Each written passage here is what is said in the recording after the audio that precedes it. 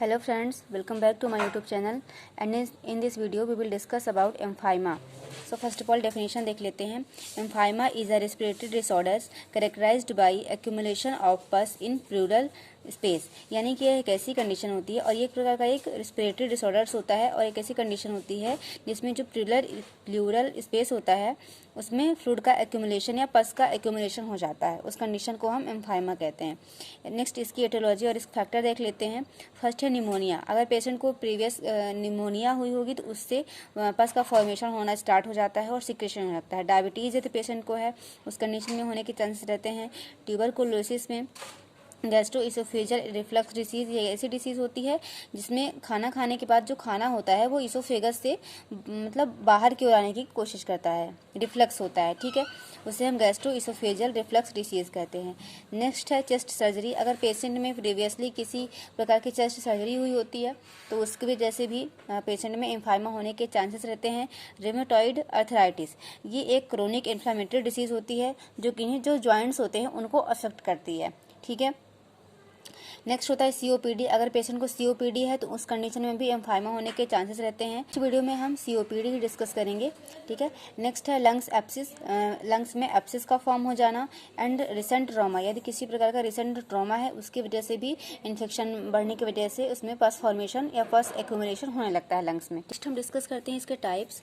पहला है सिंपल एम्फाइमा, दूसरा होता है कॉम्प्लेक्स एम्फाइमा. ठीक है, तो simple empyema, this is an initial type of empyema characterized by free flowing pus. ठीक है, इसमें क्या होता है जो प्लूरल स्पेस होता है वहाँ पे ये जो पस होता है वो फ्रीली मूव करता रहता है. ठीक है, तो उसे हम बोलेंगे सिंपल एम्फाइमा.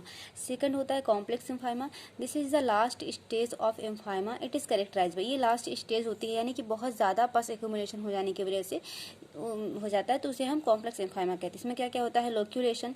लोक्यूलेशन मतलब है deviation of chest cavity in small cavity, यानी कि जो चेस्ट कैविटी होती है उसका डेविएशन हो जाता है और छोटे छोटे कैविटीज फॉर्म होने लगते हैं और उस कैविटीज में स्कार फॉर्मेशन होने लगता है. ठीक है. नेक्स्ट है इन्फ्लामेशन. ठीक है, इन्फ्लामेशन होने लगता है. वर्सनिंग इन्फेक्शन, यानी कि इसका मतलब होता है जब किसी प्रकार का इन्फेक्शन बॉडी में होता है तो उस कंडीशन में और ज़्यादा उसके जो सिम्टम्स होते हैं इंक्रीज होने लगते हैं, प्रॉब्लम ज़्यादा बढ़ने लगती है, जैसे कि ब्रीथिंग डिफिकल्टी होने लगती है. ठीक है, पल्स रेट लो हो जाती है. प्लूरल पील मतलब होता है पील मतलब होता है कि छिलके की तरह स्किन का उतरने लगना. ठीक है, तो ये होता है प्लूरल पील. ठीक है.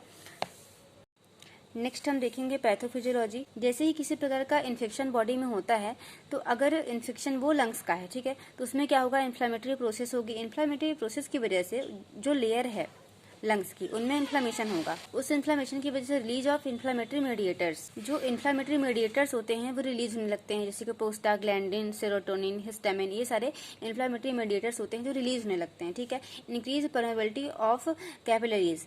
जब ये इन्फ्लामेटरी मेडिएटर्स निकलना स्टार्ट होते हैं तो जो कैपिलरीज होती है उनकी परमेबिलिटी बहुत ज़्यादा इंक्रीज हो जाती है. अब जब परमेबिलिटी इंक्रीज होगी तो क्या होगा, attract leucocyte to the site. अब उस साइट पे जो ल्यूकोसाइट्स है वो अट्रैक्ट होने लगते हैं ल्यूकोसाइट्स. ठीक है. Escape of albumin and other protein from capillaries. अब क्योंकि परमेबिलिटी कैपिलरीज की बढ़ चुकी है तो जो एल्बुमिन प्रोटीन है ये सब चीजें क्या होती है, स्केप कर जाती हैं. ठीक है, उस कैपिलरी के होल से. ठीक है, क्योंकि परमेबिलिटी बढ़ गई है. ठीक है. Increase fluid production in pleural cavity. अब क्योंकि कैपिलरी बहुत ज्यादा परमेबल हो गई है, ठीक है, तो प्रोटीन भी स्केप करने लगते हैं और जो फ्लूइड का प्रोडक्शन होता है वो भी इंक्रीज हो जाता है और वो कहाँ जाके एक्यूमुलेट होगा, प्लूरल कैविटी में. As disease progress microorganism usually bacteria can colonize the fluid. ठीक है. अब जैसे ही वहाँ पे प्रोडक्शन इंक्रीज होगा प्लूरल कैविटी में तो बहुत सारे जो माइक्रो ऑर्गेनिज्म है वहाँ पे ग्रो करने लगते हैं, जैसे कि जो बैक्टीरिया होते हैं वो वहाँ पे क्या बनाने, अपनी कॉलोनी बनाने लगते हैं. ठीक है, और उस कंडीशन को फिर हम क्या कहेंगे, एम्फाइमा कहेंगे. ठीक है, तो आई होप आपको ये पैथोफिजियोलॉजी समझ में आई हो. फिर से मैं एक बार आपको रिपीट कर देती हूँ. सबसे पहले क्या होगा, इन्फेक्शन होगा जिससे इन्फ्लामेटरी प्रोसेस होगी. इन्फ्लामेटरी प्रोसेस होगी तो इन्फ्लामेटरी मेडिएटर्स रिलीज होंगे. इन्फ्लामेटरी मेडिएटर्स रिलीज होने की वजह से कैपिलरी की परमेबिलिटी बढ़ेगी जिसकी वजह से वहाँ पे उस साइड पे ल्यूकोसाइट अट्रैक्ट होने लगेंगे. उनकी वजह से जो एल्बुमिन प्रोटीन है वो कैपिलरी से स्केप कर जाएगी और वहाँ पे फ्लूइड का जो प्रोडक्शन है वो बहुत ज़्यादा बढ़ जाएगा प्लूरल कैविटी में. ठीक है, और उसकी वजह से वहाँ पे माइक्रो ऑर्गेनिज्म ग्रो करने लगते हैं जैसे कि बैक्टीरिया, और वहाँ पे वो क्या करने लगते हैं, कॉलोनी बनाने लगते हैं अपनी. ठीक है, उस कंडीशन को हम एम्फाइमा कहते हैं. ठीक है.